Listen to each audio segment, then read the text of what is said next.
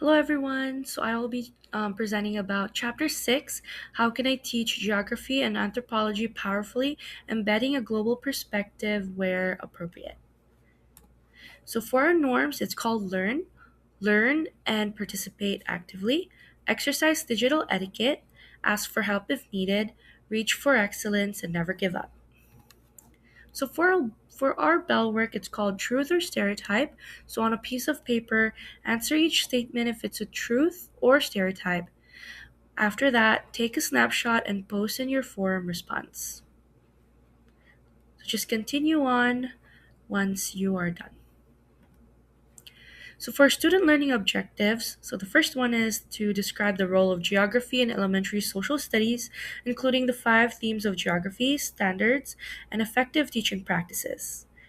Number 2, explain the importance of anthropology in helping students understand cultures, cultural diversity, and cultural adaptations.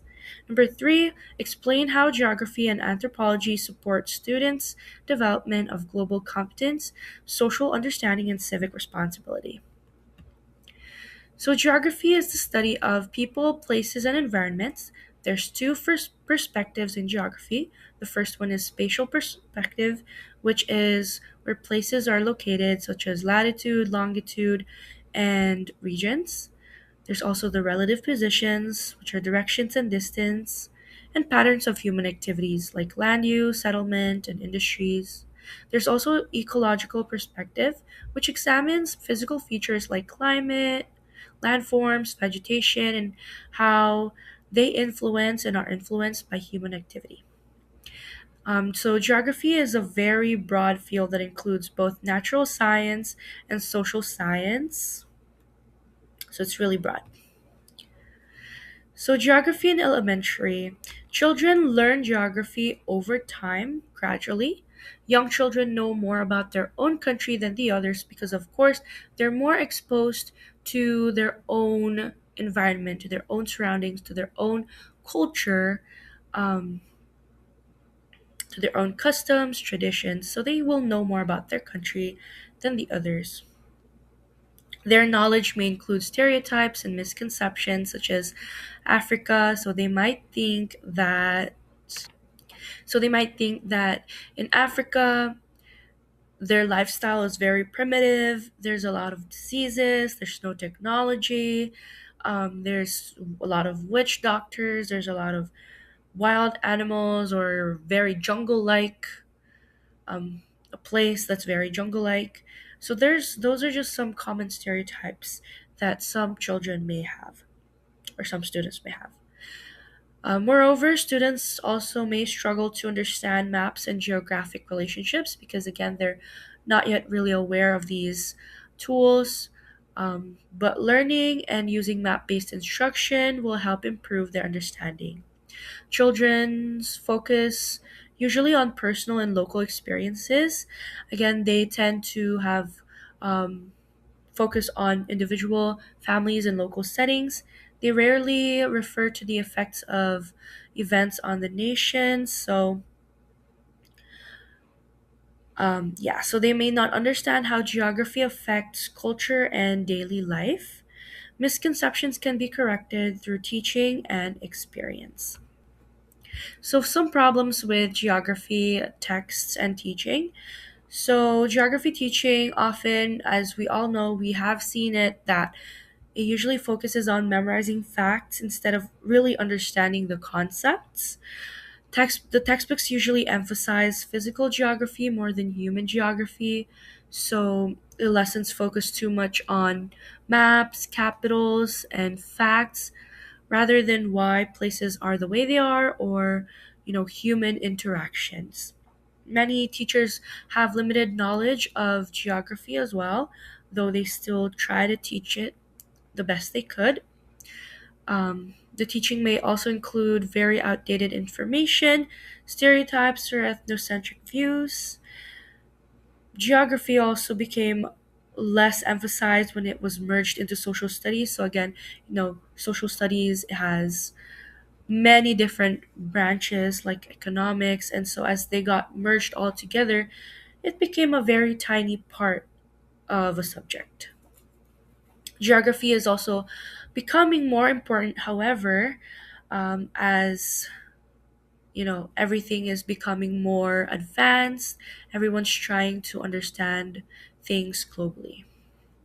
Students also need to learn big ideas like how humans and environment affect each other, and it goes way more beyond than places or maps and globes.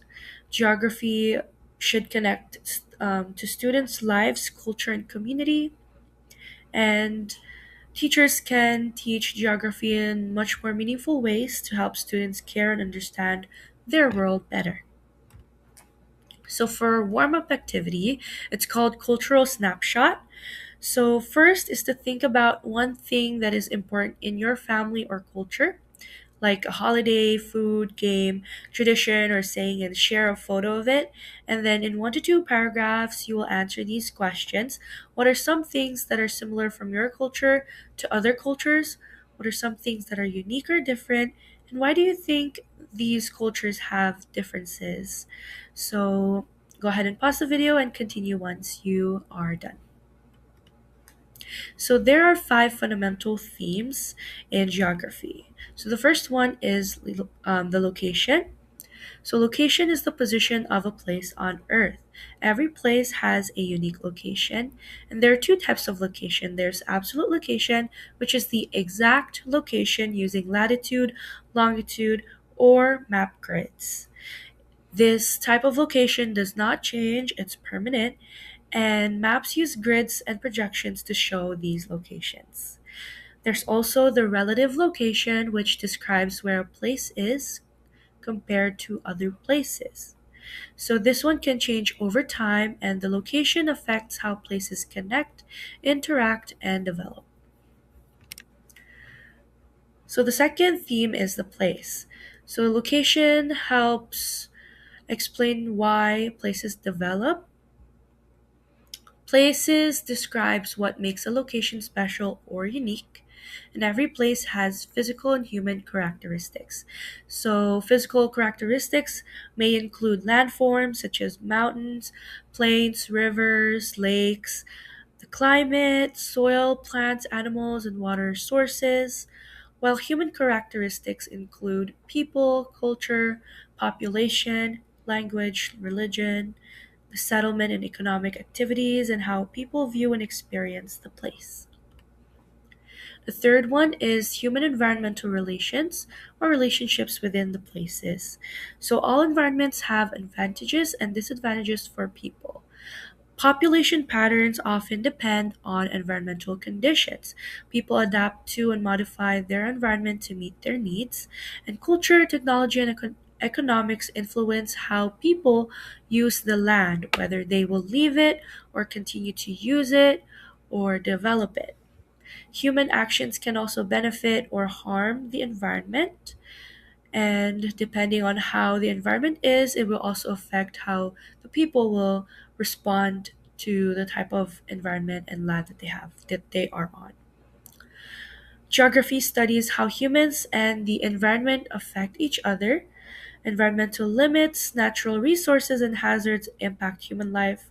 So again, if the land experiences a lot of disasters or lacking basic needs, then most likely the population or the people will move somewhere else. And lastly, values and attitudes influence how people treat the environment as well. The fourth one is movement, which is humans interacting on the earth, relationships between places. So movement connects places and regions. Technology, one a technology is a tool which has made travel and communication easier. People move for curiosity, jobs, safety, or environmental reasons. So, like previously, like what I said, if basic needs are not are not met in the current environment or location, then there will be human interactions and movements going on. There's also physical forces like weather, water, tectonic plates that also causes movements. Also includes travel, trading, migration, and exchange of ideas. Global interdependence involves sharing goods, services, and resources. Push factors drive people away, like poverty, war, and lack of resources. Pull factors attract people, like jobs, freedom, better opportunities. And people consider push and pull factors before they migrate and move. And lastly, regions, which is how they can form and change. So, region is the area with something in common like climate, culture, or land. Regions can be big, like continents, or small, like neighborhoods. Boundaries can be clear or vague. So there are there's types of regions like uniform, which is same feature everywhere, and functional, which are organized around a center. So cultural diversity shows different people and activities. Why study regions is to help understand people, cultures, and how they interact with one another. So the and themes of natural geography standards. So along with the five fundamental themes, the guidelines for geographic educational identified five basic geographical skills. So here are the five of them. So the first one is asking geographic questions, acquiring geographic information, organizing geographic information, analyzing geographic information like interpreting and drawing, and answering geographic questions like acquiring relevant information. So the NCSS standards relating to geography. So early grades in this standard, the students should be able to make and use mental maps of homes, use tools like charts, graphs, and learn how humans use land and change the environment, and so on and so forth. For middle school or middle grades, students should be able to use advanced tools like satellites, GIS, charts, and graphs. They can describe landforms and ecosystems, and they should be able to study how people shape places and how culture affects them. There's also the C3 framework, which is identified as one of the four core disciplines. So they mentioned two of the framework focuses on the disciplinary concepts and tools that students need to understand and apply as they study the specific content typically described in the state standards. So these big ideas form geography, um, serve as the springboards for students as they use their inquiry skills. So, for example, liberty in geography, it will ask, does liberty look the same everywhere? Economics will ask, does liberty bring more wealth? History will ask, when did people get liberty? Civics is, how do liberty and wealth connect? And anthropology, how do cultures see liberty? So, using the five themes in your teaching, so NCGE Resources offers standards, guidelines, and publications on geography curriculum and teaching that teachers, educators could use and use as a guideline in their lesson planning, their teaching standards to the students. The five fundamental themes are one of the best guides for teaching. Um, And for as our teacher roles, we have to focus on the important ideas about a place to help students see connections and ask the why questions because we don't want them to be just passive learners. We want them to ask. We want them to use their increase skills and really be curious about what they're learning.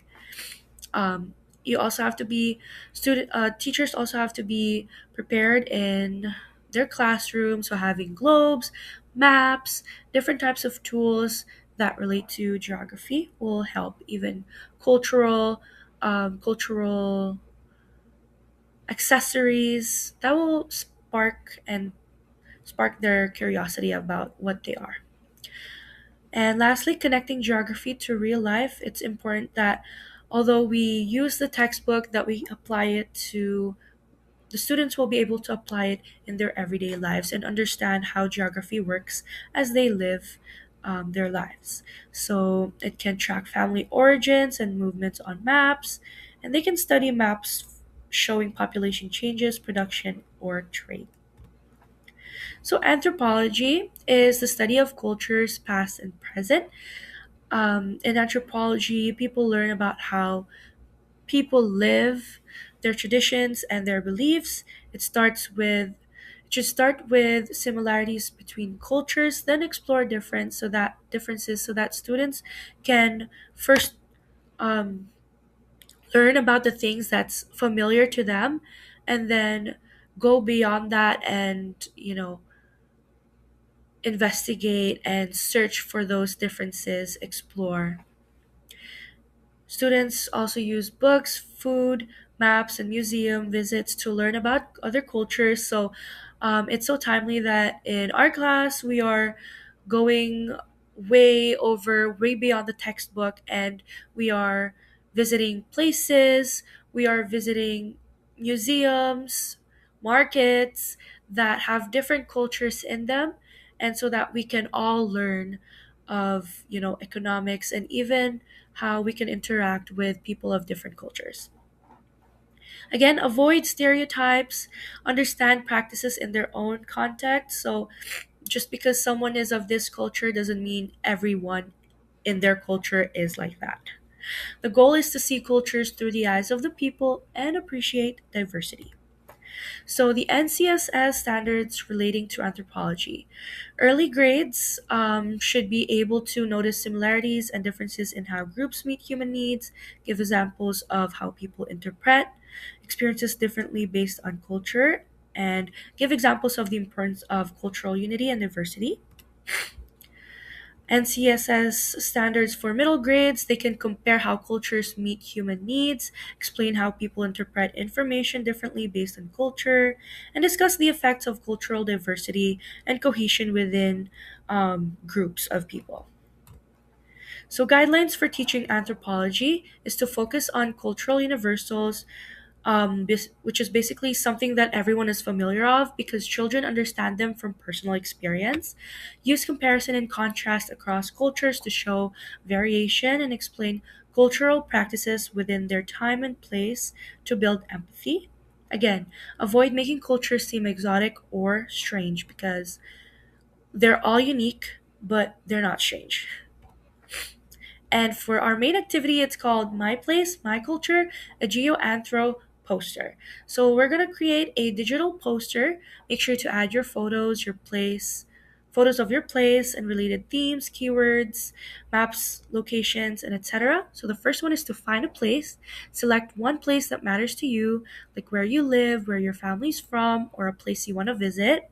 And then the second step is to find and include the five themes in your poster. So the first one is location, place, human environment interaction, movement, and region. So here are the questions that you will be putting up, answering, and adding photos of. And lastly, you will upload on the Moodle Teachback forum. Here's our assessment, which is Kahoot. Please kindly put your first and last name so that we can keep track of everyone. Here's the QR code. Kindly scan it, and the game pin is on the screen. Thank you so much, and I hope you enjoy it and have fun learning.